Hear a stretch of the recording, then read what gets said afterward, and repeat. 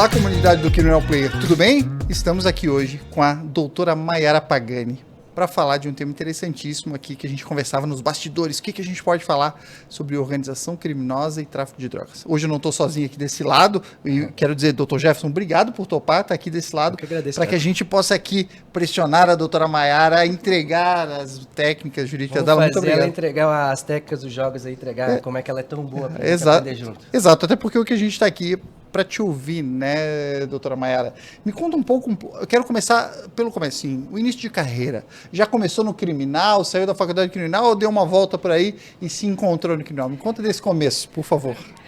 Na verdade, eu dei uma volta por aí e me infiltraram dentro do criminal no escritório. Eu venho de uma família que tem de advogados, né, a família Pagani, e não tinha advogado criminal, né? Na verdade, eu formei, aí eu fui prestar concurso público para promotoria, o delegado, e aí eu cansei, chegou uma hora que eu não tive muita sorte nos concursos, eu falo sorte mesmo, porque os concursos que eu avançava, anulavam, né? Isso aí é uma coisa que me chateou muito. E aí eu fui para o escritório, né, da minha família, e acho que porque todo mundo era advogado e eu não queria ser, sempre eu era a do contra. E aí chegou um caso criminal e a minha família não atua, ninguém atuava no criminal. E aí passaram para mim e foi quando eu comecei a atuar no criminal, já foi uma Maria da Penha, né? Depois atuei em várias Maria da Penha, foi acho que um dos processos que eu mais peguei no início da carreira. E aí ficou, aí eu fiquei estigmatizada dentro do escritório como criminal, peguei para fazer porque era o que eu estudava, né? E eu tinha mais familiaridade do que qualquer outro. E aí foi que eu segui a carreira. Aí, mais ou menos, tem uns 10 anos isso. E que bacana. E agora que a gente está aqui, e o Dr. Jefferson também está assistindo com a gente, nós estamos falando muito de tecnologia, a gente está falando de investigação criminal, a gente está falando de perícia, processo criminal, o novo processo criminal, porque essas tecnologias todas trouxeram esse novo processo. Imagina que a doutora que está aí com 10 anos e atuando com organização criminosa e tráfico de drogas, esse tipo criminal, quando ocorre investigação, acho que todos esses elementos de provas, técnicas, escutas telefônicas, rastreamento, todas elas hoje estão inseridas nesse contexto. Isso não facilita o trabalho da advogada. Tem que ter um bom traquejo, eu imagino, né? Complica bastante a vida do advogado, mas não é impossível a gente achar aí um erro, né? E achar uma boa entrada e uma boa defesa. Se a gente for bastante diligente, tiver conhecimento do processo, dos fatos e das mídias digitais, dos documentos, a gente consegue aí achar bastante erro, inclusive, porque não só como nós, talvez, o advogado agora está começando a trabalhar com isso, mas o agente também da polícia, ele também não tem, por enquanto, eles têm o aparelhamento, né? Eles têm a extração, mas o respeito, o procedimento, ele é mais novo. É isso, a gente, às vezes, doutor Jefferson, não se respeita o processo, o procedimento. Vamos falar aqui para não falar de processo penal, já que a gente está falando de processo penal também. O procedimento. E aí, para o advogado, isso é onde ele pode trabalhar bastante para ver a eventual contaminação. Exatamente. Né? Até aproveitando, dona Mayara, você só poderia compartilhar com a gente que o procedimento é uma garantia, como diz o Auri Lopes Júnior, né? Procedimento é garantia. Conta pra gente algum caso que você atuou e identificou o erro no procedimento, qual foi esse erro e como você identificou, mas principalmente como você expôs isso para o juiz. Assim, eu tenho bastante processo em andamento. Tem um caso que é muito antigo, ele é um processo de 2007, eu já peguei ele na fase de recurso, em que os réus, principalmente a ré, que é minha cliente, ela foi condenada há muitos anos, no meio de uma organização criminosa, inseriram ela no meio dessa organização. A denúncia dela tem 3 linhas. Oi, o quê? Tudo bem. É o que ela disse na interceptação telefônica. Que incrível. Então, é muito complicado a gente trabalhar com esse meio. Eu peguei o processo já na parte de recurso, onde as provas já tinham sido produzidas, enfim. Né? Mas a gente está ainda pleiteando ainda no STJ e eu espero que dê sucesso o processo. Mas por que eu trouxe esse caso? Porque está uma banalização da organização criminosa. qualquer pessoa hoje faz parte de uma organização criminosa, entendeu? Por quê? Porque não existe mais critério para você inserir um sujeito como parte integrante, membro de uma organização criminosa. Né? A gente tem a Lei 2.850, de 2013, que ela é taxativa, ela traz a doutrina, ela ratifica a jurisprudência, ela traz os requisitos da organização criminosa e nada disso é respeitado. Né? Então, eu tenho vários casos que, por exemplo, um cliente que estava investigando no estado de Minas Gerais uma mecânica, uma autopeças, em que lá seria um entreposto de drogas. O meu cliente sai da minha cidade, passa lá, entra vai para Minas Gerais, eu não vou dar detalhe do caso que ainda está em andamento, mas ele vai nessa autopeças com um colega, volta para Dourados e ele está inserido dentro dessa organização criminosa como traficante, enfim, porque depois de 2, 3 anos descobriu-se que esse lugar era um entreposto de droga. Então você vê que as pessoas estão inseridas não só assim, tem outros casos também, como de cartel, esse tipo de coisa, que as pessoas estão inseridas como membros, estão sendo acusadas, indiciadas, denunciadas como membros de organização criminosa, pessoas que têm relações com o sujeito, onde esse sujeito tem provas de que ele ou traficava alguma, mas uma relação comercial, uma relação lícita, ou uma relação de emprego, ou até político-partidário. Né? Então, você percebe que não existe mais, né, critérios hoje para se denunciar uma pessoa, não existe mais o cuidado, tá banalizado ao Instituto da Organização Thiago, Criminosa. aqui ela trouxe uma coisa interessante, sei o que você acha, mas como é importante um advogado conhecer a atuação, porque banalizaram, e muita gente é condenado, né? O que a gente tem feito, eu tenho feito aqui algumas gravações de podcast, a gente tem visto muito isso, essa importância de entender a jurisprudência, mas também de entender essa parte técnica para saber casar os elementos de prova dos elementos fáticos e trazer o que de fato é verdade dentro daquilo e o que só está se tirando conclusões prestadas. Por exemplo, nessa parte, a gente tem uma das empresas que está aqui, que é a Lauta, né? E ela estava mostrando um pouco de elementos de prova que eles criam ali através do legal design, que eles conseguem mostrar essa questão, inclusive, da organização criminosa. Eles mostram toda uma linha do tempo com as pessoas participando e mostram, olha só, em que momento aqui não tinha 4 pessoas, aqui só tinha 2 pessoas. Uma cronologia de numa tempo cronologia visual. Porque às vezes fala, ele foi lá, ele também estava aqui, mas eles não estavam ao mesmo tempo. Se não estavam ao mesmo tempo, não tem a associação e tudo mais. Mas daí, ok, mas como é que prova isso? Às vezes a prova está nos autos, mas entender é difícil, no meio daquele emaranhado de documentos. Agora, quando a gente pega um elemento visual, o que está me parecendo, então, doutor Jefferson, doutora Mayara, é que, vindo para cá, para as imersões do Criminal Player, é a importância de entender o caminho da jurisprudência, sim. Essa jurisprudência, olha só o caminho que está se tomando, não é bom. Mas tentar entender as provas, como elas podem ser produzidas e demonstradas, porque às vezes tu produz toda a prova, mas se tu não tem uma forma fácil de assimilação daquilo, não adianta, né? Passa a dica pra gente, como é que a gente pega esse emaranhado, como é que a gente faz para filtrar? Passa uma dica para quem está começando, que a senhora já tem muita experiência, como é que ele pode fazer essa análise para achar o melhor caminho de defesa para o seu cliente? Como é que a senhora faz na hora que pega uma grande operação, um processo de organização criminosa? Porque isso é muito importante. Qual é a dica que a senhora daria? Na verdade, assim, né, existem várias técnicas, depende do que está acontecendo no processo, né? Eu, particularmente, tenho pego grandes operações e que a prova é ínfima, né? Não tem nem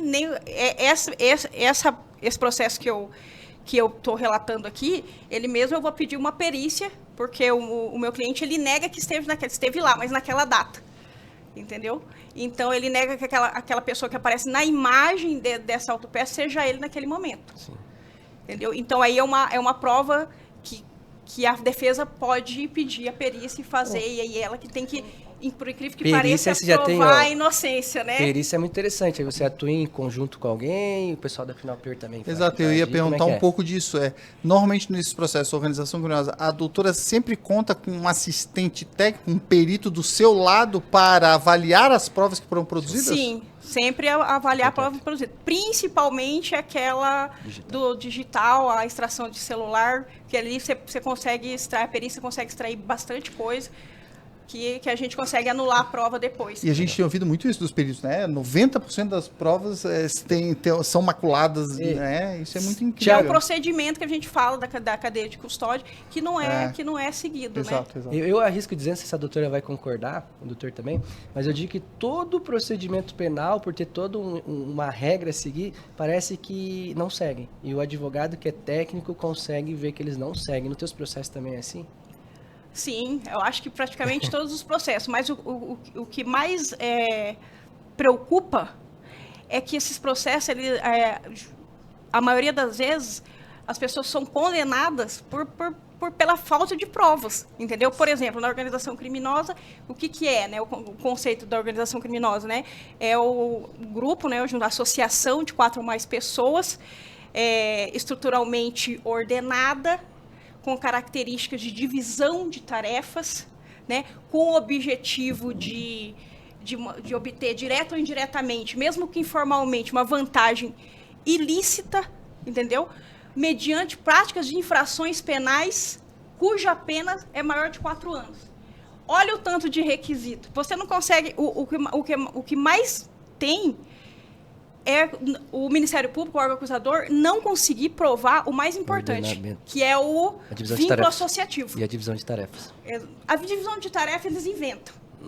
Mas daí eles inventam. Entendeu? Né? Mas o vínculo associativo que tem que ter na organização criminosa, que é estabilidade e permanência, porque a partir do momento que você junta com outro sujeito, se é para cometer crimes, tem que ter estabilidade e permanência. E, doutora Mayara, é muito interessante essa sua fala, e eu estava olhando aqui na nossa... A questão de... Quando a gente tem grandes operações, né, que a doutora é uma das especialistas aí,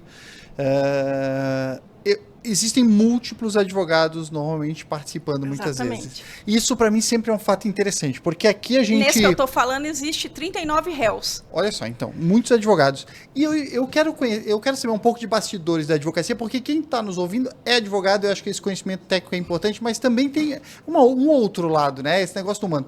Como é que funciona essa interação entre os advogados, os alinhamentos, as conversas? Porque eu acredito que tem que ter para a gente, né, daqui a pouco não falar cada um de um jeito a mesma coisa. É uma convergência de defesa. Como é que a doutora lida com isso? Porque aí eu imagino também que tenham vaidades, tenham bons conhecimentos técnicos, perícias efetuadas. Como é que é essa conversa entre advogados num processo grande que a doutora está acostumada? Na verdade, é muito difícil a gente falar sobre isso, porque, assim, geralmente a organização criminosa, ela se dá com pessoas, com indiciados, com denunciados de vários estados. E aí você não tem como ter contato com todos os advogados. E mesmo porque a coisa é tão teratológica que, por exemplo, o meu cliente não conhece ninguém. Conhece 1 ou 2. E para ter realmente associação, os membros eles têm que estar, igual eu falo, o vínculo associativo. Conhecer, né? Todo mundo se conhecer. E a maioria ali não se conhece. E aí tem que você, às vezes, encontra um advogado, você liga para o advogado e fala, qual é a sua tese de defesa? Porque você tem que pegar o advogado que o cliente dele linka com o seu cliente. Mas só disso aí, só de um cliente linkar somente com 1 ou 2, já não pode fazer parte da organização. Porque todos eles têm que se conhecer. E ninguém se conhece, tanto que fala divisão de tarefa, hierarquia, subordinação, entendeu? E muitas vezes cai em organização criminosa, eu mexo muito com crime econômico, eu mexo com empresário. E boto empresário como organização criminosa. Empresários, principalmente cartel de produtos assim, igual de gás, de combustível, okay. Você está entendendo? Então as pessoas que dizem que se associam para venda, fixação artificial de preço, esse tipo de coisa, são empresários, eles não têm subordinação entre eles. E aqui entendeu? A gente já está falando um pouquinho de crimes econômicos também, mais dentro da organização criminosa. Sim, entendeu? Sim, claro. Porque, inclusive, eu até falo, né, e na minha defesa lá, eu falo, é um processo que deu muito certo pra gente, pro nosso escritório, é que não combina cartel organização criminosa.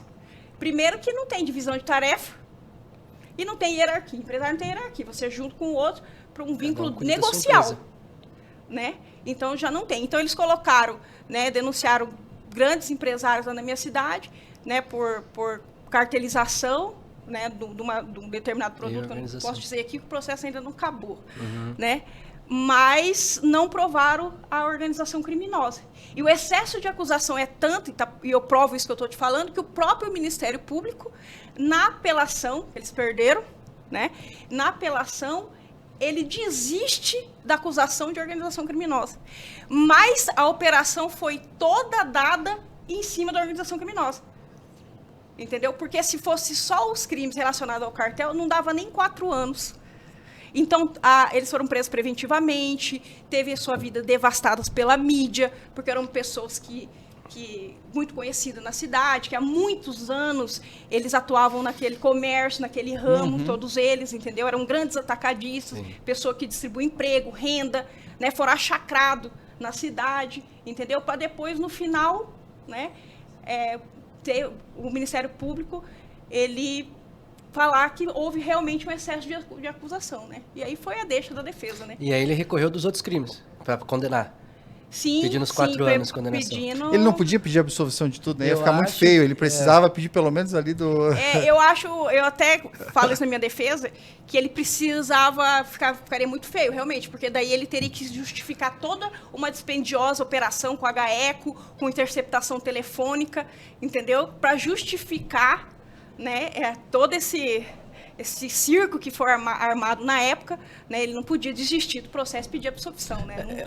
Aí absurdo, né? Porque, que nem o Dr. Thiago disse, vai ficar feio, mas feio ou bonito, isso não tem que entrar no mérito do Ministério Público, tem que aplicar a justiça. Se o certo é isso, como é que você lida nesses casos com seus clientes para explicar para eles? Porque a regra é responder em liberdade, a regra não é ficar feio, mas o Ministério Público excede. Como é que você lida com os clientes? Mas a gente já lida falando que a regra é uma, mas a aplicação é outra, né? Essa é o que eu estou te falando da organização criminosa. Qualquer pessoa hoje é passível de organização criminosa.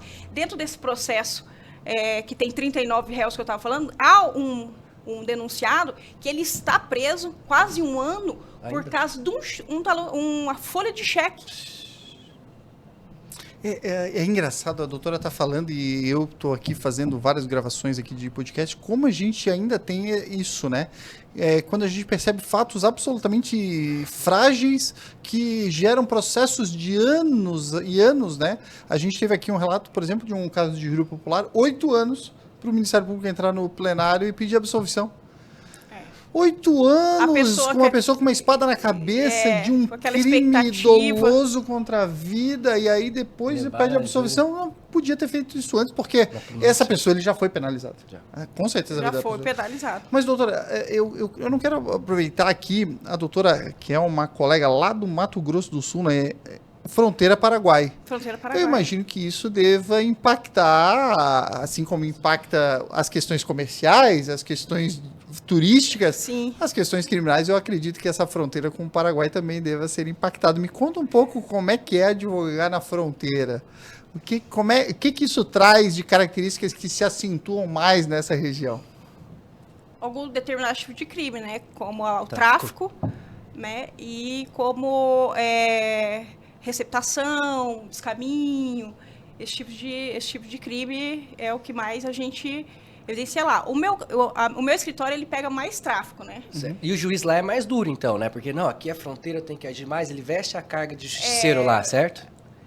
Sim, eles são... A política criminal antidroga, ela é dura. Eu acredito que até lá, o estado de São Paulo, por exemplo, já tive casos aqui em que 17 gramas de cocaína, a pessoa ficou presa, não teve nem o tráfico privilegiado. Lá é um pouco maior, né? O juiz, até uma certa quantidade, ele libera. Mas, assim, quando eles querem tirar a minorante do tráfico privilegiado, aí eles jogam na organização criminosa. Entendeu? Sem comprovação nenhuma. Presume-se que faça parte da organização criminosa. E a organização criminosa, como eu falei, né? Ela tem que ter mais pessoas, às vezes o cara é preso sozinho, em flagrante, ele confessa ali 100, 200, 300, então ele acha que, ele acha, né, porque é um achismo, não é, ele não tem certeza, porque a pessoa está com grande quantidade, que ali é normal, sozinho, 500 toneladas, mas 100, 200, que ele faça parte da organização criminosa, sem qualquer prova nenhuma. E ele decide de acordo com esse achismo. E sai condenação lá, sim? Condenação e não aplicação da minorante que a gente pede, porque a pessoa não tem comprovação que ela exerce uma atividade criminosa. Inclusive, a gente coloca que a pessoa foi a vida inteira um funcionário público. Entendeu? Então, ou seja, com a prova de que ele não vivia, não se dedicava à atividade criminosa, né? É réu primário, tudo, mas o juiz fala, porque estava com a grande quantidade, como se a grande quantidade de entorpecentes fosse requisito para a organização, para a atividade, que ele era voltado, personalidade voltada para a atividade criminosa. E quando isso vai a recurso, o tribunal não vai STJ, ou precisa ir no STJ? Não precisa pro STJ e dependendo da turma que cai. O Brasil todo é assim. Porque a quantidade de droga hoje, ela é um vetor para tirar o tráfico privilegiado, né? Entendi. E o que não é... Segundo a jurisprudência, não poderia. Não poderia, né? Doutora Mayara, a gente já está aqui se aproximando do nosso tempo, mas eu queria conversar, eu quero muito sempre ouvir o advogado nessa atuação criminal, mas eu também gosto de ouvir esse lado do advogado que está lá trabalhando dentro do escritório de advocacia. Então, a doutora começou, e vamos terminar por esse ponto. A doutora falou de como foi o seu início. Fui para o escritório de advocacia da família, me deram lá os primeiros casos criminais, e agora me parece que a doutora se tornou a referência criminal dentro do seu escritório. Como está hoje isso lá no seu escritório? Como a doutora hoje é vista agora dentro do escritório, que passou toda essa jornada, e agora não é só toma aqui o criminal, agora não, agora tem essa procura. O escritório ganhou uma autoridade grande com esse seu desenvolvimento do seu trabalho, né? Ah, sim, né? Agora, como eu brinco lá, né? Agora tá puxando eu ganhei uma cadeira lá dentro do agora é o nosso carro-chefe aqui. E independente e tudo, qualquer coisa que aparece criminal lá, vai direto para mim. E as pessoas já procuram lá, né? Não é mais repassado pela família, apesar que, né, eu tenho que agradecer muito meu primo, claro, né? O Reiter, um beijo para você, meu bacana, primo, isso aí. Que se não fosse ele forçasse eu a advogar, eu acho que eu não teria advogado. E o mais interessante é que, assim, como ninguém fazia criminal, é assim, toma, se vira. Esse o filho é eu teu. Não tive nenhum modelo, eu fui fazer a minha primeira audiência criminal sozinha, né? Com ele atrás de mim, sem saber de nada de criminal, mas estou lá junto com você, entendeu? Então eu devo muito, realmente, ao meu primo Reiter e à minha família, que sempre me incentivou. Que bacana. Tem mais alguma pergunta, gostaria, Jeff? para Vai aproveitar lá. esse tempo, Claro. a gente tem um problema que é o seguinte. A área criminal tem o estigma que é perigosa. Eu sempre falo para os meus alunos, eu falo, fique vivo e não seja preso, a gente ensina. Só que muitas pessoas têm medo de iniciar a advocacia. E você trouxe que você foi forçada, que se não fosse teu primo Reiter você não faria, que você não teve modelo. Eu gostaria que você passasse uma mensagem para quem está assistindo, como eles perderem esse medo e começarem como você se tornar referência. O pessoal que está começando agora... Quem está com medo. Quem está com medo. Na verdade, áreas, a verdade, eu nunca tive medo. Eu sempre gostei da área, tanto que eu estudava para concurso já nessa área, né? Eu nunca tive medo. Mas eu não queria advogar, né? Eu tinha alguma coisa assim, eu não quero advogar. E quando eu comecei a advogar, eu me apaixonei, né? Tá. Por vários essas pessoas, porque vários deve ter motivos. Pessoas no mesmo lugar que você agora. Mas eu penso assim, é você ser honesto, que a advocacia criminal não tem perigo algum, desde que você não prometa aquilo que você não possa entregar. Boa. Né? Então, assim, muitas vezes eu perdi cliente porque eu falei coisa que o cliente não queria ouvir. Você não podia dar certeza. Exatamente, não podia dar certeza, não podia entregar resultado. E eu sempre falo, eu não estou com a caneta na mão. Se fosse eu tudo que a gente pode prometer é muito trabalho, né? Eu sempre prometo uma boa defesa, uma boa técnica, estudar o seu caso, me dedicar, me debruçar em cima. Lá a gente tem um jargão lá no Dourados, né, que a gente fala assim, deitar o cabelo em cima do processo, né? Porque a gente vai realmente deitar o cabelo em cima do processo. Doutora Mayara, obrigado. Acho que nos inspira aqui, né, a comunidade do Criminal Player, a sua história profissional, e a gente ainda conseguiu aqui aprender um pouquinho com a colega sobre estratégia, técnicas e comportamentos dentro de um processo criminal. Jefferson, obrigado por dividir aqui a bancada comigo para a gente poder entrevistar uma pessoa de peso como a Mayara, que Eu que agradeço. Estou dentro da plataforma Criminal Player e aprendendo muito. E a doutora Mayara deixou muito claro a facilidade que ela tem para a gravação de conteúdo. Acho que esse pode ser só o primeiro aqui na nossa comunidade do Criminal Player. Mayara, obrigado. Tua participação foi fantástica. Eu que agradeço muito. Desculpa qualquer coisa aí, qualquer erro aí, se tiver que cortar muito. Não, fantástico. Tá bom? Obrigado, doutor Jefferson. Eu que agradeço o convite e sigam e assinem a Criminal Player. Doutora Mayara, mais uma. É exato, pra gente terminar. Como é que as pessoas lhe acham nas suas redes sociais? Tens o teu arroba? Tem o meu arroba Mayara Pagani. Mayara com um Y. Com Y. E Pagani com I no final. Isso. Arroba isso. Mayara Pagani, me acha lá no Instagram, no Facebook. Pode googar meu nome, vai aparecer lá o escritório. Comunidade, Tá bom. sigam a doutora Mayara, sigam o Criminal Player e o Dr. Jefferson. Muito obrigado. Eu que agradeço.